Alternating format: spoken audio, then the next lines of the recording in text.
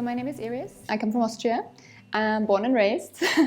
My father is from Poland, but has spent a lot of time in America. And from early childhood on, I really started traveling a lot, which also led me to get to know many types of cuisine and many types of traditional foods as well. And actually, it was when I went to Thailand that I started to get interested in raw food. Really, it was very easy for me to make the change. Within a week after being in Thailand, I was just like, yes, I love all the fruits. And I'm just going to, go for it and try what it's like. And I have to say, it was really a great time in terms of health. I could see so many differences instantly with, for my health, for my stomach, for my respiration, all of this. It was very helpful for me. And I kept it up for maybe 2 years completely. And then carrying on travel, of course, life is as it is. And knowing the troubles of having a social life and being in many countries, I did learn then to adjust a little bit as well. So it started after I came back from Thailand. And then I was all over the shop. I was in Austria, I was in India, I was in the US, I was in England, so many places. I don't even remember half of them. but it was good. It was really a powerful time and also very creative for me. So that was one of the things that I always felt with raw food was very inspiring, the creative aspect of it, making everything new, reinventing the way we are making food. I think it's a beautiful aspect to raw foods and the one that I probably enjoyed the most. Along with decoration, along with the colors, the vibrancy of the food. You just look at it and already it's like beauty, right? Especially when it comes to desserts, I feel there's so much potential using the colors of raw foods that are innately present and that we don't need to really manipulate too much. I think is very beautiful when it comes to just bringing out the colors and the flavors, of course, as well of the foods. Well, it happened pretty quickly, I have to say. I'm always all in whatever I do. So I think I was raw for maybe, 2 weeks or something like this. And then my friend told me, oh wow, check out this place at the Christmas market. They're selling raw desserts and you would really love it. So I went there and I started talking to them and they told me about a vegan culinary academy and that I should start learning there. And I looked up their website and I was like, wow, this is so beautiful. I'm going to take the class. And they just launched an online class at that time. And otherwise it would have been way too expensive for me going there to California, and the travel, the tuition, all of it would have just been too much. So I was very lucky, very fortunate because they just opened the online school right there. And I was one of the first people to take the online class. Took multiple levels immediately, multiple classes immediately, and enjoyed it. And there it started.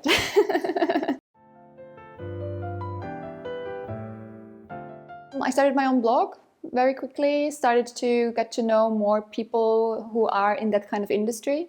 I really had a focus in my blog of going to places that offer raw foods and also combining it with travel blogging, and just met a lot of nice and inspiring people along the way.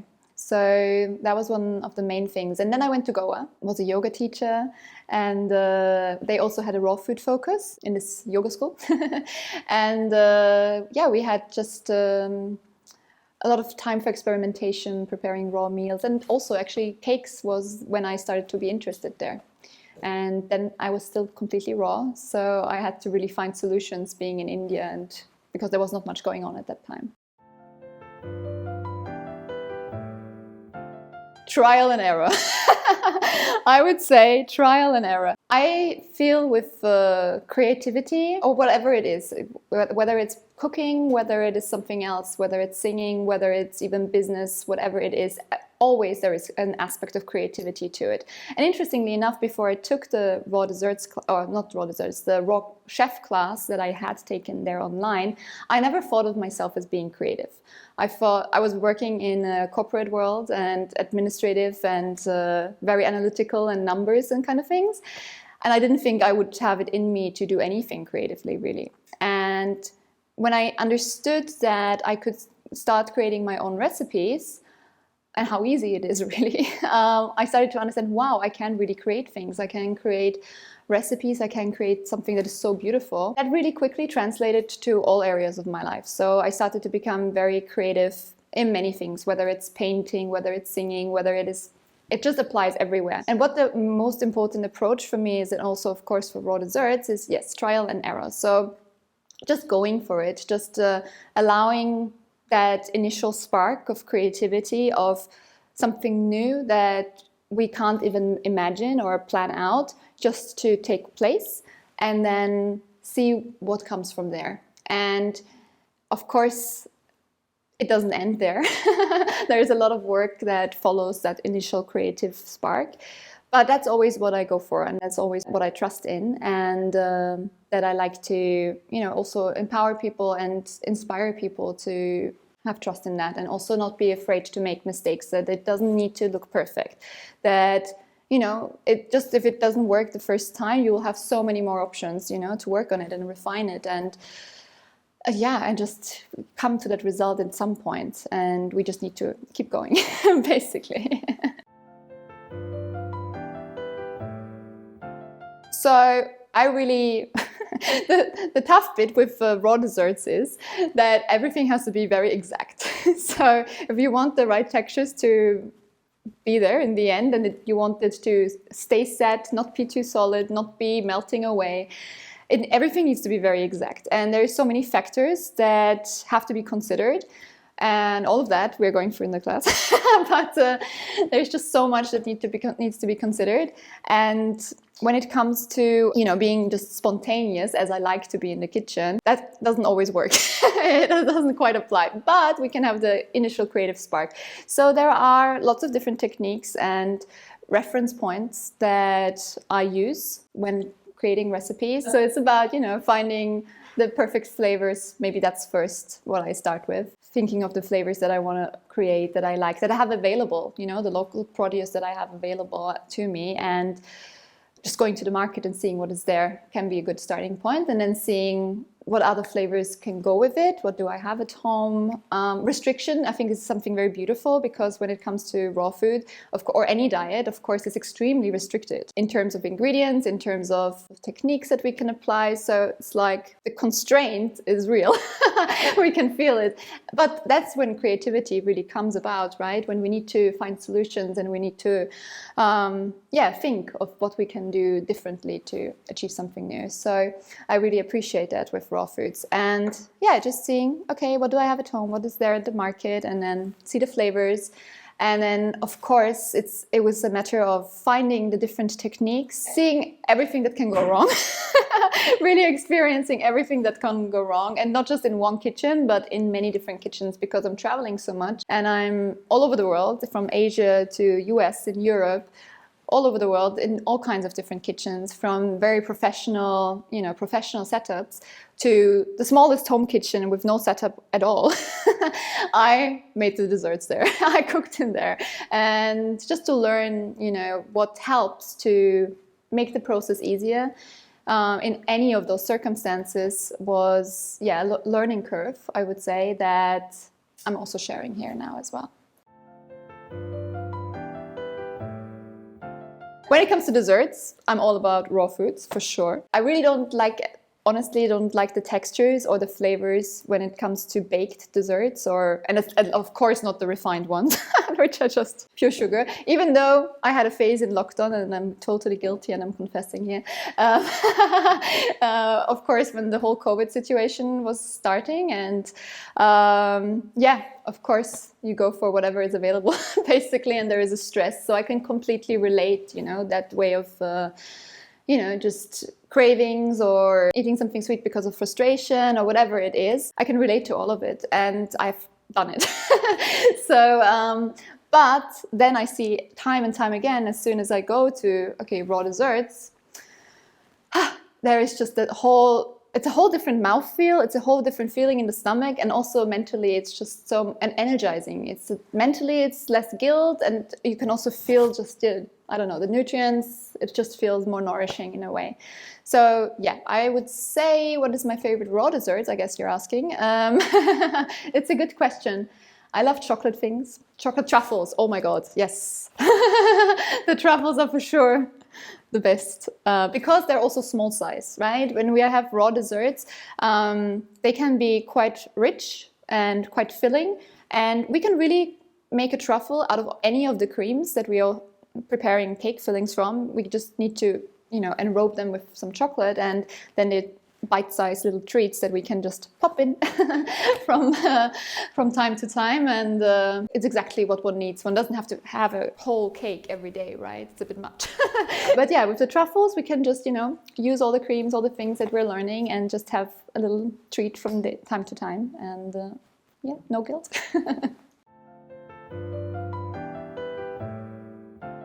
Literally anything that can go wrong does go wrong in this place, yeah.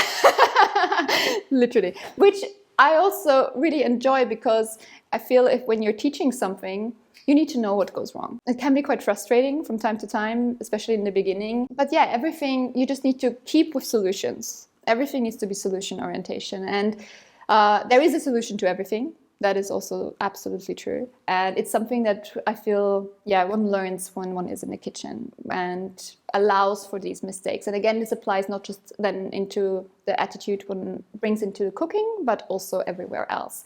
So in the beginning, when I was preparing cakes, I didn't have, for example, this cake lifting tool, right? It's like this little lifter thing, and you can just lift up your whole cake and transfer it from the cake mold, that bottom part, to, let's say, the cake turner or a serving plate, something like that. I didn't have that, and also I was always extremely impatient.